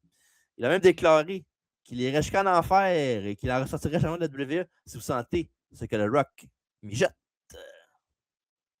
Puis je sais que beaucoup de monde qui va regarder le show va penser que c'est la grosse mode de Rock qui imite tout le monde, là, Taker, Angle, tout ça. Mais c'est arrivé à Raw la semaine d'avant. Fait que voilà. Ouais. Avec les propos aussi à l'endroit de Kevin Kelly qui est un peu. Ouais, il l'appelait One Big Fat Ugly Hermaphrodite. Ouais. Un montage vidéo était diffusé montrant comment le commissaire Mick Foley avait organisé le LNSL Armageddon. M. McMahon a traité Foley de sadique pour accomplir son combat-là. Vince ne voulait pas que ses lutteurs participent à LNSL, le jugeant trop dangereux. Puis tu sais, il dit, mais je veux pas que mes assets, ils se font mal, puis je vais les utiliser, je vais perdre de l'argent. Tu vois qu'il fait là, c'est noble, ben, c'est juste parce qu'il veut pas que le monde se laisse perdre de l'argent. Il est smart. D'après moi, il va vendre un ticket haut dans une couple d'années. Lui. Ouais. Puis Steve Austin, après ça, il a fait un 1 dans le ring. Puis quand il s'en va, ben, le Rock arrive, puis il rencontre Austin dans l'allée. Il rentre dans le ring, il fait un Rock Bottom à Vince. Ça, Rock s'en va, puis il va Taker dans l'allée, puis Taker fait le last ride à Vince. C'est malade. C'est tout ça back-to-back. Ouais. Puis le reste de la vidéo est situé sur la violence de la NSL, comme si vous ne le savez pas depuis 2h30 de show avant. Là. La structure de la cage était abaissée autour du ring pendant que Ross et Lawler discutaient du danger qui représente ce type de match. J'ai clairement indiqué que le tombé devait avoir lieu dans le ring dans ce combat-là. Fait que voilà, bien important. Donc, on est rendu au match numéro 8. Le main event, Kurt Angle contre Rikishi, contre l'Undertaker, contre Triple H, contre Stone, Chaos, Steve Austin, contre The Rock, dans la NSL, le WWF, avec l'arbitre du match, Earl Hebner. Puis les odds sont contre le champion TJ parce que Angle, 5 autres gars pour garder son titre en plus avec une cage. Est-ce qu'il va être capable de s'en sortir? Pour ne se faire battre en plus. Non, c'est ça qui est le prix là-dedans. Tout le monde est rentré dans la cage, sauf Kurt qui était à l'extérieur du ring comme un pissou. À l'extérieur de la cage comme un pissou. Sauf que le dernier qui est arrivé, c'est Austin, puis il a faké de rentrer dans le ring, puis il a juste pogné Kurt, puis il l'a frappé, puis il l'a rentré dans la NSL. Ça, c'était malade. Ils se sont affrontés en paire. Taker contre Angle, Austin contre Hunter et Rock contre Rikishi. En fond, c'était les feuds qu'il y avait avant le combat. Ensuite, on a envoyé Hunter dans la cage. Puis Rock a affronté Rikishi dans le ring. Genre des coups de poing avec le Rock qui a porté une corde à linge pour mettre Rikishi au tapis. Austin et Hunter se sont affrontés dans le ring avec Hunter qui portait un facebuster, mais Austin a riposté avec un clou test press. Après ça, MZ a donné un coup Harley Race knee à Austin pendant que Angle étranglait le Rock dans le ring. Rock a porté une échappée samoenne à Angle en réplique pour un compte de 2. Hunter a suplexé Austin au sol. Rikishi a lancé le Rock contre la cage, puis Angle a enchaîné avec une glissade de baseball qui a envoyé Rikishi contre la cage d'acier. Austin a écrasé le visage d'Hunter contre la cage, puis l'a projeté dessus.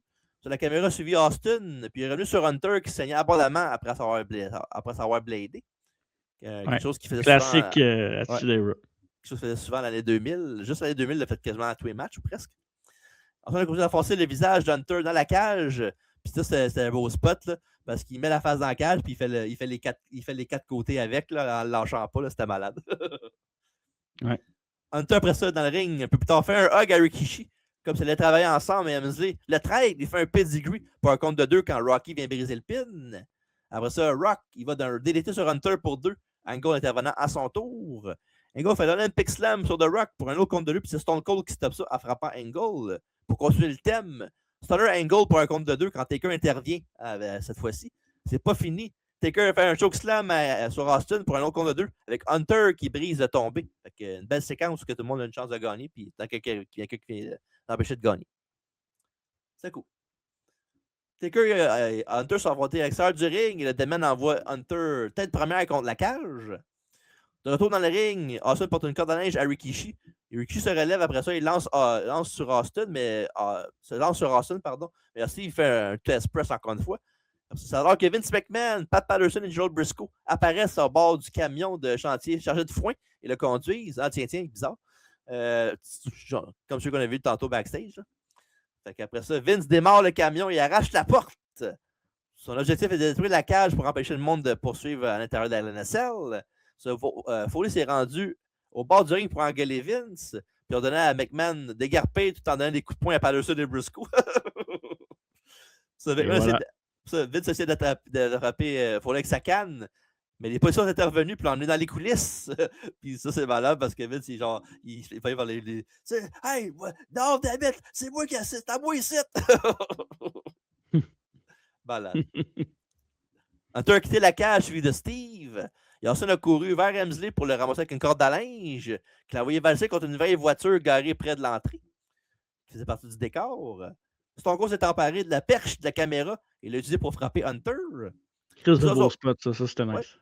Plusieurs autres vieilles voitures étaient dans les environs. Et les 4 autres se battaient aussi dans ce secteur-là. Et Hunter a projeté Austin tête première à travers une vitre de camion. La caméra s'est concentrée sur les autres lutteurs, puis en revenant sur Austin, ben, il était couvert de sang. Tiens. Rikishi envoyait Angle à travers la vitre d'une portière. Rock affrontait Hunter sur le toit d'une voiture. Rock était un rock bottom, mais Hunter l'a frappé d'un low blow. Puis il a fait ça, il a enchaîné ça avec un pedigree, toujours sur le toit de la voiture. Ouais, c'était nice ça. Et Rock était aussi ensanglanté. Il est maintenant rendu à 3 gars sur 6 qui sont en sang. Taker a projeté Angle sur le capot d'une voiture. Et après, Austin a pris une catapulte qui a projeté Hunter sur le capot d'un autre char.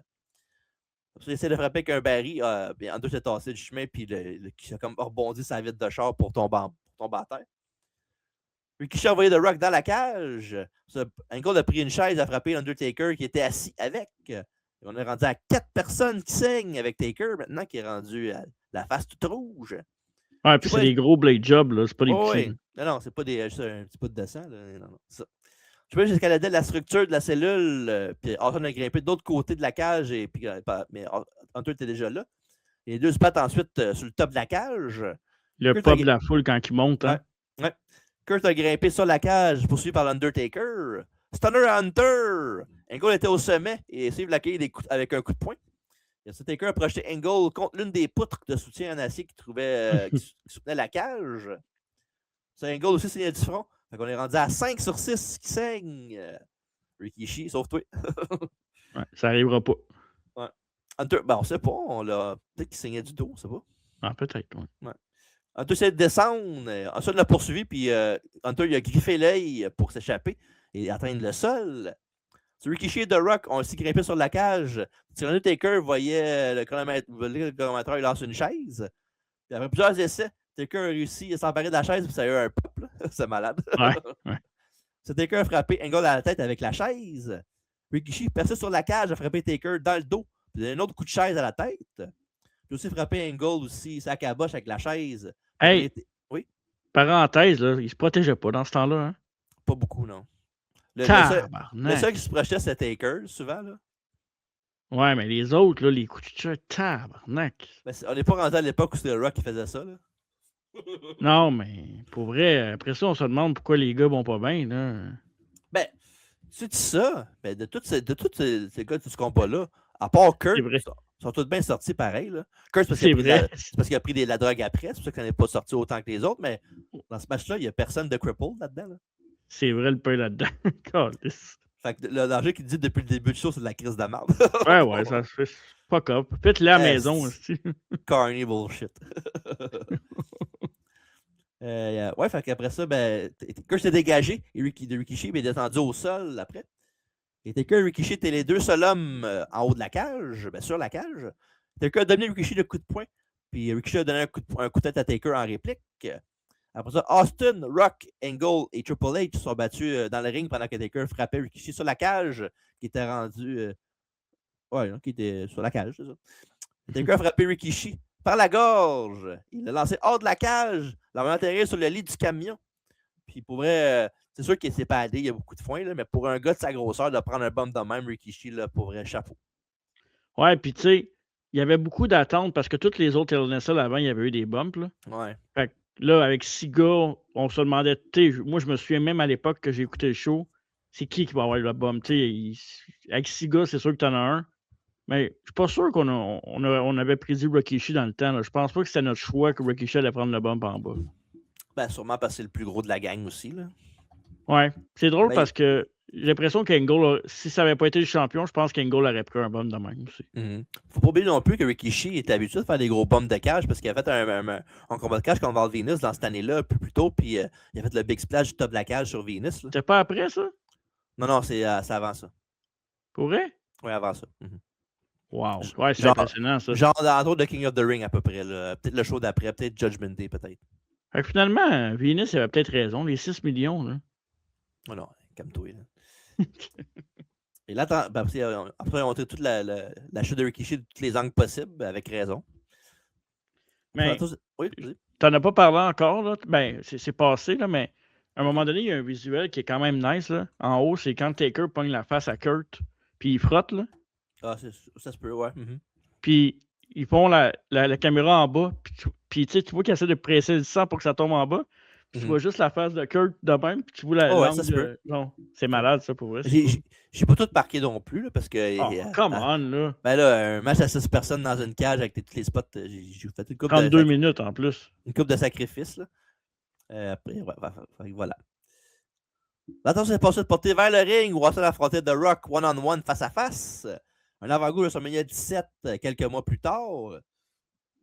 Les deux s'est changé des coups de poing. Alors ça, c'était un stunner, mais The Rock l'a poussé dans les cordes. Il a fait un spinebuster. Il était sur le point de faire son people's elbow. Manto l'a frappé avec un coup d'avant-bras. Il l'a mis à terre. The Rock enchaîne les coups de poing. Puis en voyant Hunter hors du ring, Angle retourne dans le ring et Rock lui porte un Rock Bottom, mais le compte s'arrête à 2 quand Austin intervient en frappant Rock pour interrompre le compte. Comme ça, Austin se relève. Il va de Stone Cold Stunner à Rocky, qui vend ça évidemment comme un dieu. Austin rampe jusqu'à lui pour le couvrir, mais Hemsley remonte. Austin veut porter un Stunner à Hunter, mais c'est donné contre ça avec un neckbreaker. C'est à ce moment-là que Angle, l'opportuniste, rampe jusqu'au Rock et met une main sur sa poitrine pour le 1, le 2 et le 3. Kurt Angle s'en sort de peine et misère et reste champion. Sa élévation est de courte durée, par contre, pendant qu'il fait après le match, parce qu'il encaisse un Stone Cold Stunner. La musique du serpent du Texas joue pendant que tout le monde est à terre. Et Jar nous crie la bonne fin de soirée. Et c'est comme ça que se termine Armageddon, édition 2000. Ouais. Ben, c'était cool le fait qu'il vole le pin, mais je pense que il aurait pu mieux ficeler ça là, à la fin. Là. Puis je me souviens dans le temps, j'étais j'étais en... Non? Non, je trouve que c'est parfait la fin. J'étais en tabarnak. Oui, ça oui. Là. Je l'avais dit là, que j'étais Kurt dans ce temps-là. Là. Ouais. Parce qu'il faisait bien sa job, mais... Triple H aussi, il était dedans. Fait que... Ouais, fait que pour vrai, c'est quand même cool le fait que tout le monde est contre Angle dans ce match-là. Puis c'est ça que je voulais dire tantôt au début du podcast quand je t'ai parlé d'aujourd'hui. Ouais. Tu sais, dans le temps, ce match-là sur papier, tu as des attentes. On sait qu'il va y avoir du sang, mais tu sais, WWE, WWF, ça reste. Tu sais, c'est rien comparé à ce qu'on voit aujourd'hui, mettons, à AEW. Ça reste doux, mettons. Là. Ouais, puis AEW faire un match de même avec MJF, qui est le champion heel, avec plein d'autres personnes dans une cage, là, ça serait épique comme match. Tu sais, dans le sens que faut qu'il se batte pour sa vie. Là. La différence, par contre, c'est que là, à cette époque-là, Kurt Angle, ça faisait même pas un an qu'il était là. Ben, un an et quelques mois qu'il est là. Fait que tu sais pas qui va gagner, tu as des doutes. Mais MJF, si tu fais ce genre de match-là, tu vas savoir qu'MJF peut gagner pareil, c'est MJF. Là. Ouais. Mais, anyways, peu importe, là, tu fais ça à AEW, ça va être un esti de banger, ça va être terriblement violent. Là, avec, mettre Darby, MJF, toute cette gang-là. Là. Ah ouais. Wow. Tu as un gros Blood and Guts, mais genre en tag team, tu fais juste ça avec un six-way, ça pourrait être bon. Là. Ouais, ce serait solide. Le combat en tant que tel, tu sais, il y a du sang. C'est spectaculaire parce que c'est une LNSL avec 6 personnes, mais il ne se passe pas grand-chose dans le match. Là. À part des coups de poing et des pétages de tête, c'est chars. Là. Mais l'optique du match, c'est que c'est un gros brawl avec des gros spots. C'est pas tu peux pas faire un match avec juste des moves. Non, je sais. Mais pour vrai, pour qu'est-ce qu'ils ont montré, à part peut-être les 7 dernières minutes, très, très bof. Là. Non? Pas trouvé. Fait que c'est ça. Je suis curieux de savoir ta note, là, mais moi je dis que dire de plus ce main event-là, sérieusement, c'était chaotique, il y avait des gros spots, beaucoup de sang qui était pour un match de même, c'était important d'avoir ça. Puis, des grosses longueurs avec Vince aussi qui arrive. Puis, je comprends que c'est le setup, là, mais. Une foule en feu, ouais, c'est ça, setup. Une foule en feu, fait que peut-être un petit peu trop long, par exemple, là, mais quand même, c'est des choses qui arrivent, là, souvent les matchs de même. Puis en même temps, le match avec Triple H, qui fait juste des longs matchs, lui, fait que. Mais bon, c'est pas ça, je suis pas là pour bâcher du bruit là-dessus. Fait que je trouvais ça très fort comme match. Fait que j'ai donné à ce match-là 4 écarts. Tu sais, je me souviens dans le temps que j'avais été hype pour ce match-là. Puis même, j'avais hâte de le réécouter. Mais c'est fou, hein, parce que plus je fais de show, puis plus je me rends compte que on était jeunes, puis on était dans le moment, puis c'était cool d'aimer la lutte, mais qu'est-ce que c'était pas si bon que ça, je trouvais, dans le temps. Là. Quand tu regardes ça aujourd'hui, là. Oh ouais. Mais aussi, Puis, c'était la première fois que je regardais ce match-là aussi, là, au complet. Là. J'avais vu des pour vrai, spots. Là. Oh, j'avais vu des spots. J'avais vu le spot de Rikishi, je l'ai vu plein de fois. J'avais vu la fin. Mais j'avais vu le match. J'avais jamais vu le match de A à Z, à part cette fois-là. C'est pour peut-être moi, aidé pour ma note, peut-être, j'imagine. C'est peut-être pour ça que j'ai une ouais, note plus grosse. peut-être. Pour moi, ça aurait pu être pour que ça aille popper un peu plus, je sais pas, il manquait de quoi, mais hey, j'ai donné 3 et 3 quarts. Oh, c'est pas si loin que ça quand même. Là. C'est quasiment un match 4 stars. Là. Quasiment, mais ouais, puis tu sais, ça m'a fait. Mais je voulais vraiment, tu sais, je voulais pas donner 4 étoiles juste pour donner 4 étoiles parce que c'est un gros match. Je l'ai vraiment jugé sévèrement, là, tu sais. Mais Ouais. c'est ça. Fait que Ouais. 3 et 3 quarts. Parfait. 4 écarts pour moi. Un gros va devant sa ceinture avec succès contre Triple H au Rumble avant de la perdre contre The Rock à No Way Out. Stone Cold va remporter le Rumble match pour se maintenir au championnat Mania contre The Rock qui va battre après avoir eu l'aide de Vince McMahon. La feud Triple H et Stone Cold va se terminer, parce que cette partie-là de la feud va se terminer là, va se terminer à No Way Out dans un combat 3-stage of Hell que The Game va remporter. Et Rikishi va faire équipe avec Haku contre les Frères de la Destruction par la suite.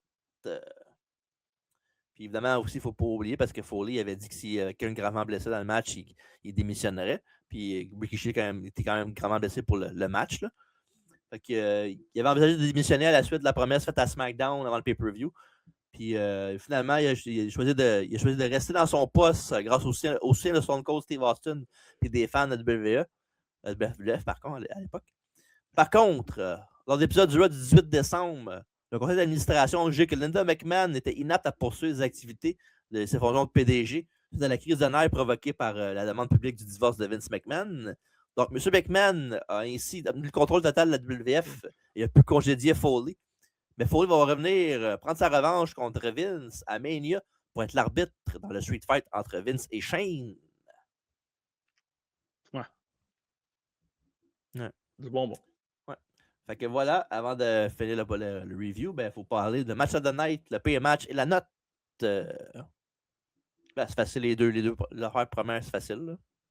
Là. Ouais, ça me fait de la peine de donner à quelqu'un qui a fait 2 minutes 14 de match, mais bon, ça va être ça. Ben, on n'a pas le choix maintenant. Ouais, c'est ça qui est ça. Ouais. Fait que meilleur match à l'NSL, puis le pay match et le three-way féminin. Ouais.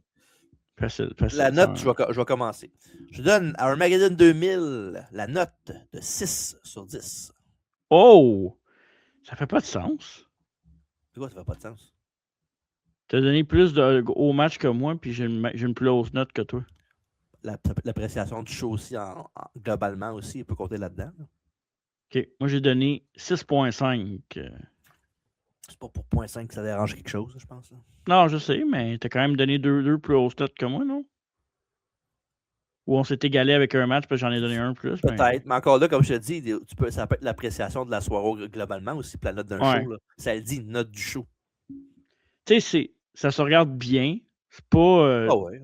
T'as pas envie de te faire mal en écoutant le show. Mais moi, c'est ça de même plus poli. Mais ouais, c'est ça. C'est un long Raw, mettons. Ouais, c'est un gros main event. Ouais. C'est ça. Ben, tu sais, comme je te dis, ça se regarde bien parce que c'est de l'époque. En plus, avec Jim Ross et Lawler, c'est bon les commentaires. Fait que ça aide beaucoup. Mais tu sais, ça se regarde bien, mais c'est pas un show que je vous suggérerais de le regarder. Là. Regardez le main event puis that's all, vous allez être correct. Ouais, pas mal, ouais. Mais si vous l'écoutez au complet, vous allez aimer ça pareil. C'est pas ça que je veux dire, mais c'est pas un show que je vous dirais d'aller voir tout de suite.